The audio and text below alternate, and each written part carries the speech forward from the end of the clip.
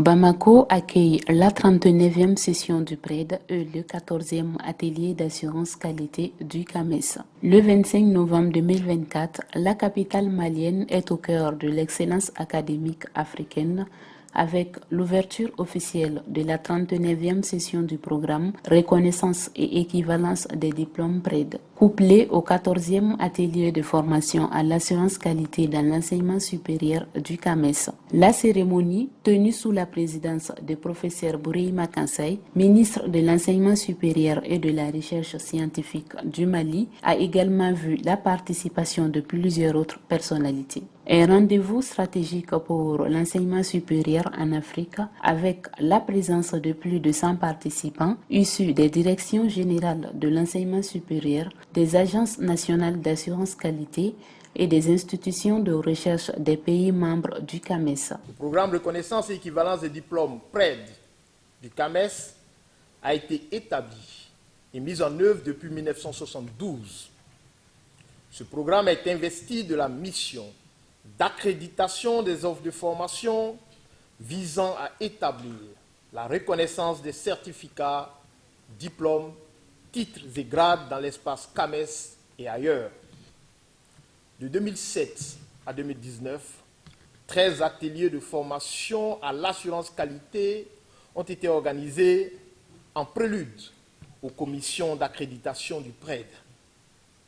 Ces ateliers ont pour objectif de renforcer les compétences des acteurs de l'enseignement supérieur en matière de démarche qualité afin qu'ils puissent jouer un rôle clé dans la diffusion des connaissances et la gestion de la qualité au sein de leurs pays respectifs. Cette 14e édition de l'atelier de formation à l'assurance qualité est également l'occasion d'avancer sur des discussions cruciales pour notre avenir commun. Cet événement se veut un levier pour renforcer la coopération académique et garantir la reconnaissance internationale des diplômes africains. Le PRED, pilier central des activités du CAMES, vise à harmoniser les standards de reconnaissance des diplômes dans le pays membre, tandis que l'atelier sur l'assurance qualité se concentre sur l'accréditation et l'amélioration continue des programmes académiques. Dans son discours inaugural, le professeur Bourima Kansai a souligné l'importance stratégique de cet événement pour relever les défis de la mondialisation dans le domaine de l'éducation. Il a également appelé à un renforcement des partenariats pour garantir des formations de qualité adaptées aux besoins du marché du travail. Je vous dis combien le Mali est heureux et fier d'accueillir les participants et de servir de cadre d'échange pour les travaux de la 39e session du programme Reconnaissance et équivalence des diplômes et du 14e atelier sur l'assurance qualité.